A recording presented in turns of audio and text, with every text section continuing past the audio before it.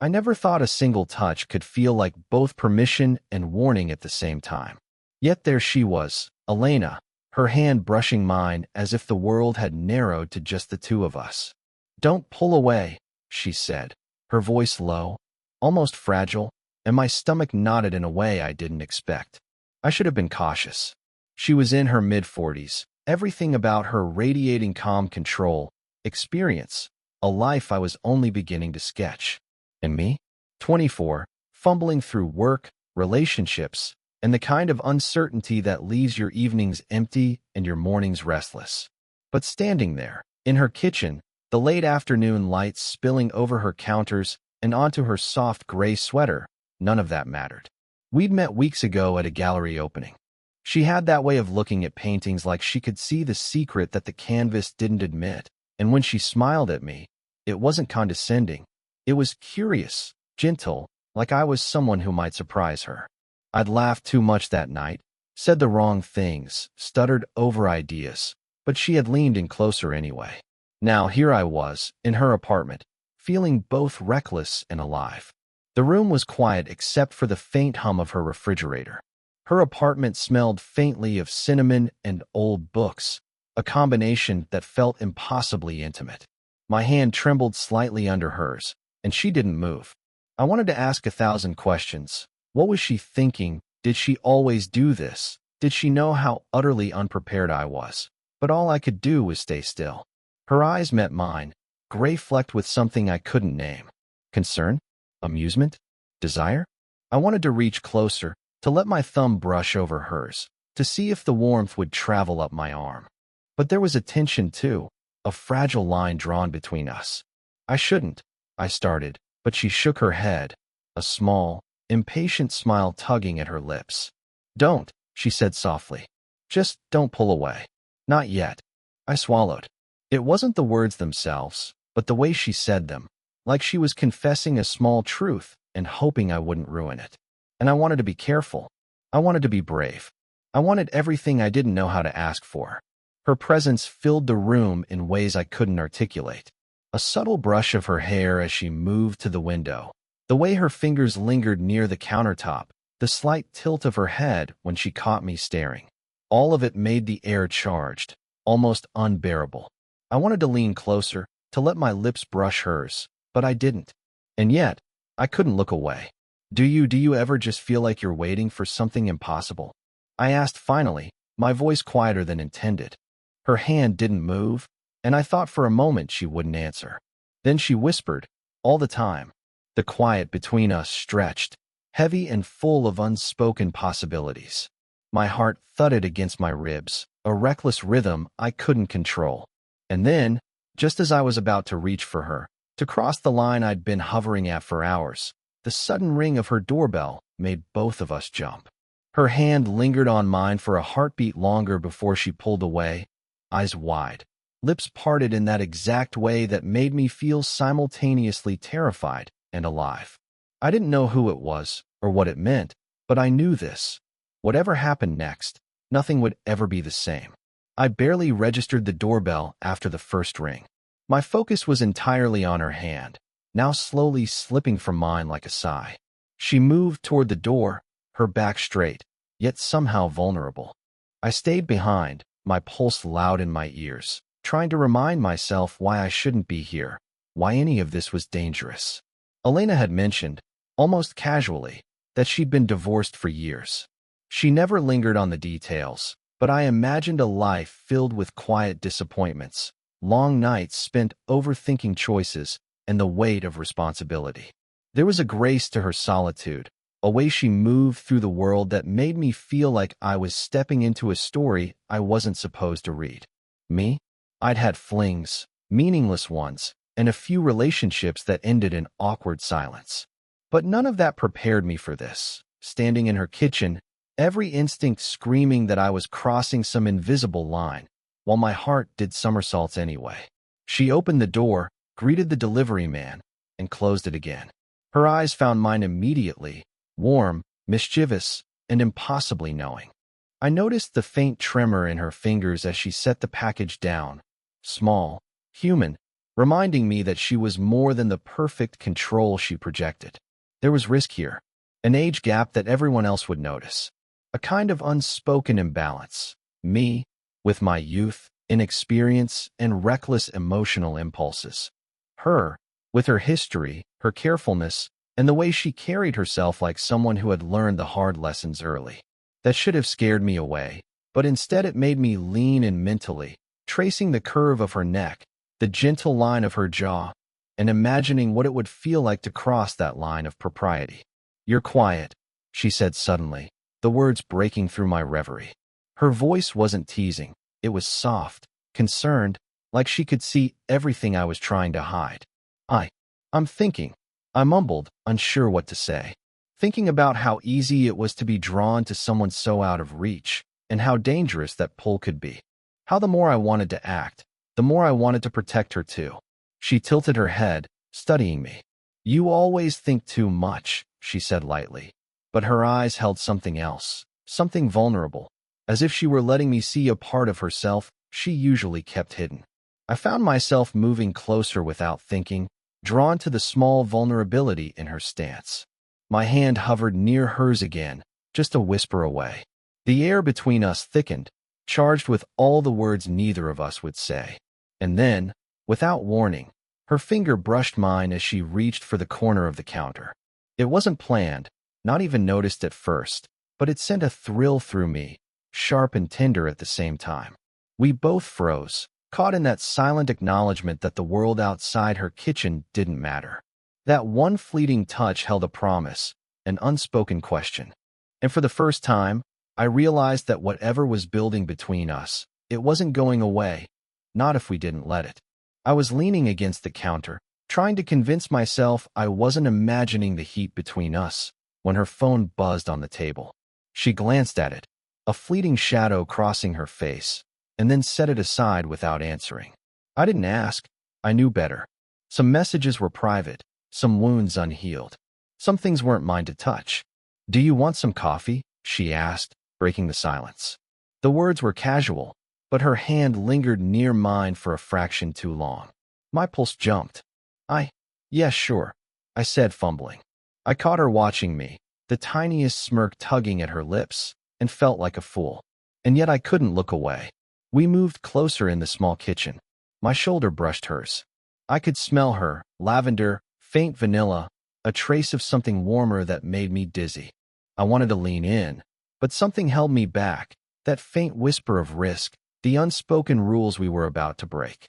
"You're quiet again," she said softly, and this time I noticed the hesitation behind the words. Hesitation I felt mirrored in myself.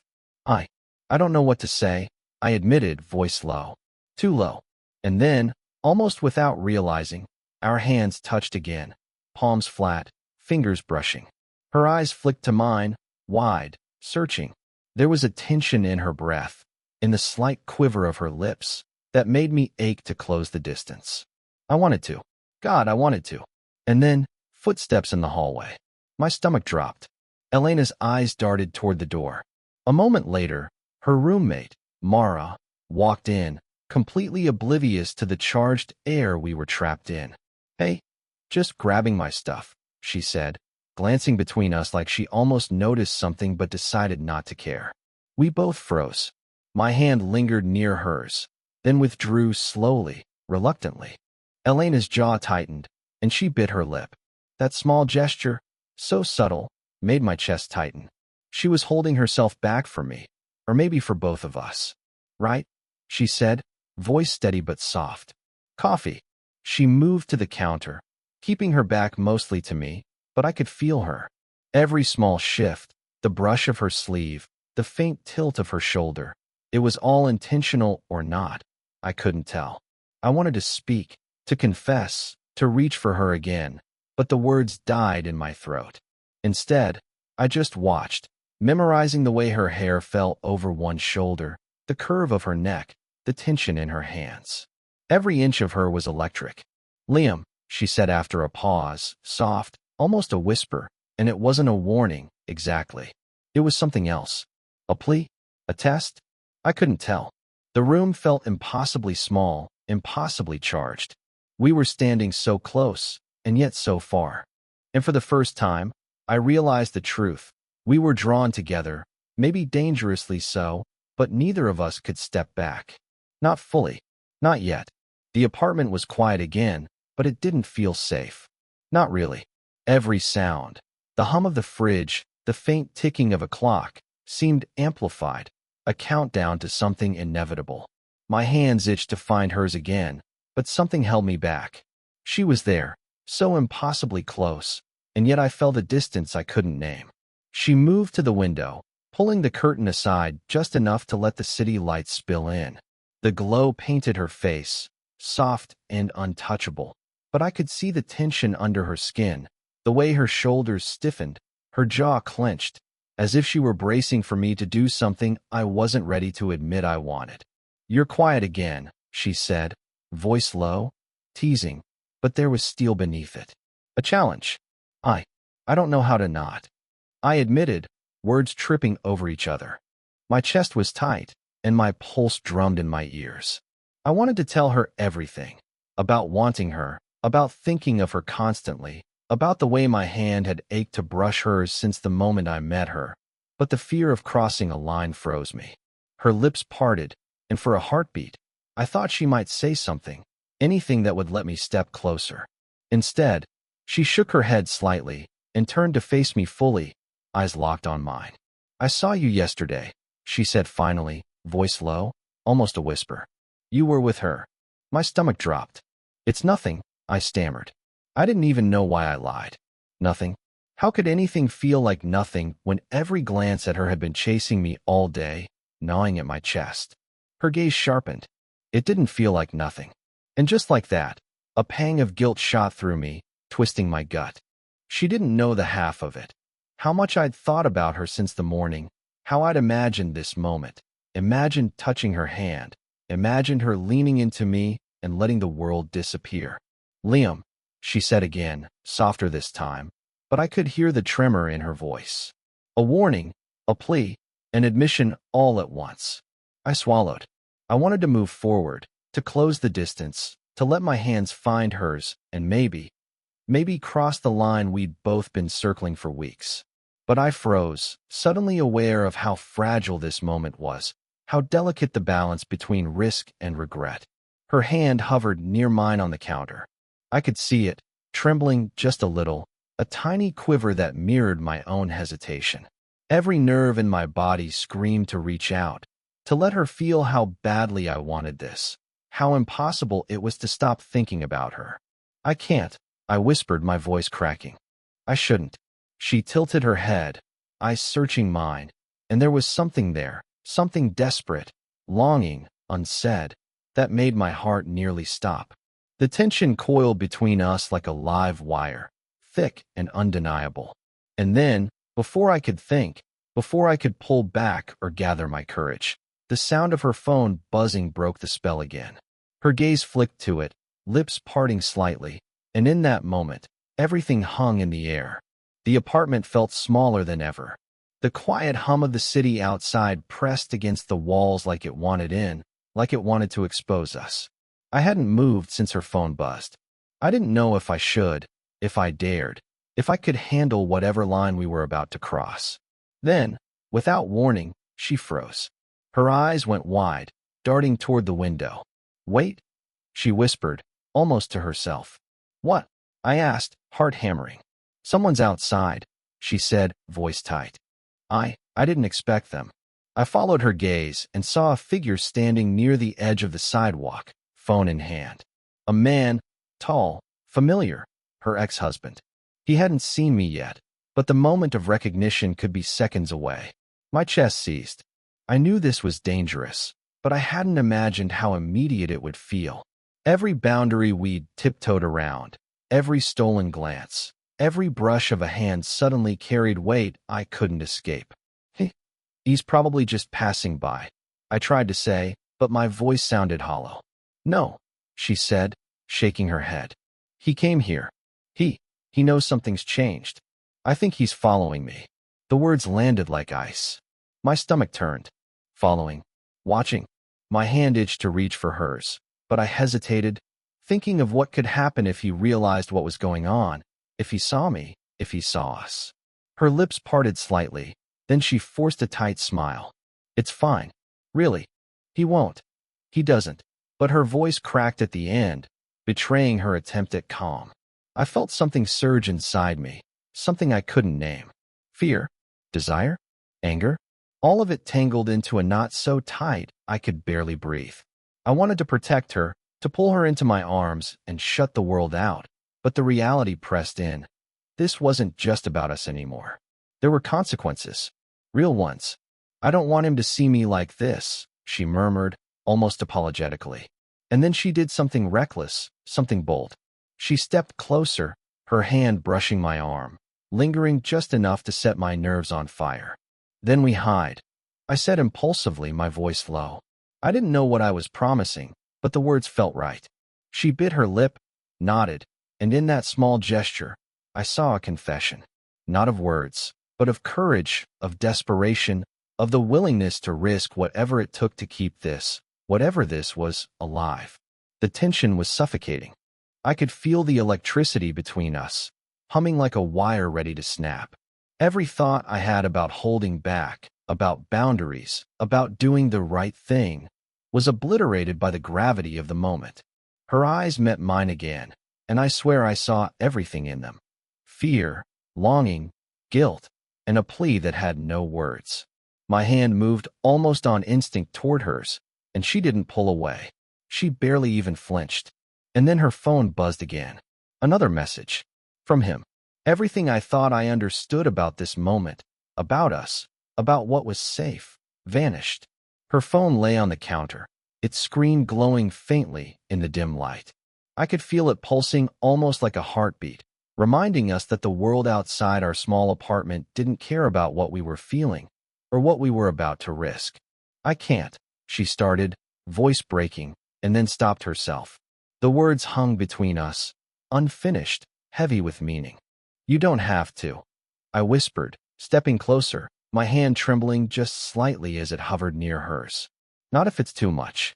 Her eyes met mine, gray flecked with something I hadn't seen before.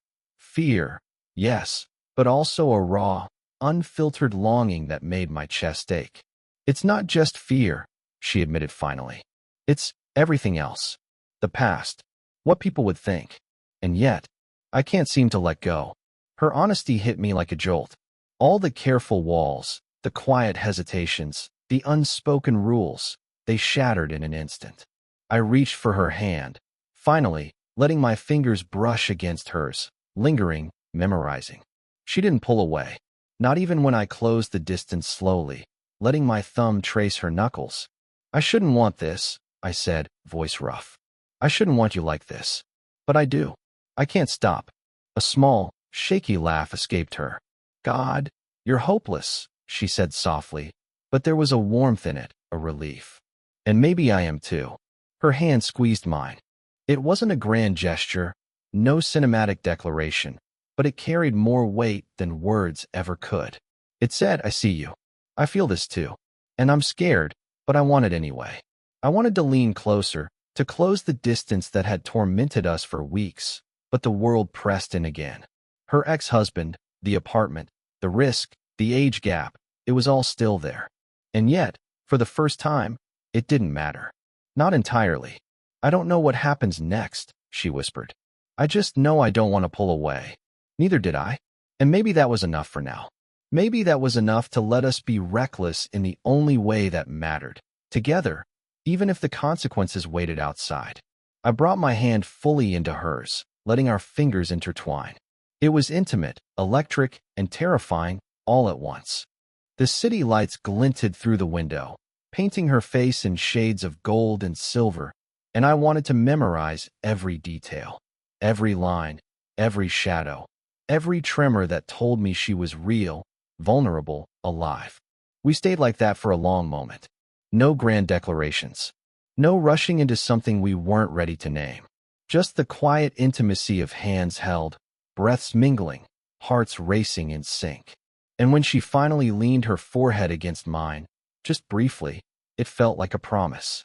A fragile, human promise. We'd crossed a line together, And even if the world tried to pull us back, we were here. I didn't know what came next. I didn't need to. For now, this, the touch, the proximity, the unspoken agreement, was enough. And yet, somewhere beyond the window, the city pulsed, waiting to remind us that the real world, with all its rules and risks, was still out there. The next morning, the sunlight spilled softly through her curtains, casting the apartment in a warm, forgiving glow. I woke to find her still there, curled slightly against the edge of the couch, a blanket draped over her shoulders. The quiet was different now, not heavy, not tense, but intimate, shared, like a secret the world hadn't caught onto yet. I sat beside her carefully, careful not to wake her too abruptly, and watched her breathe.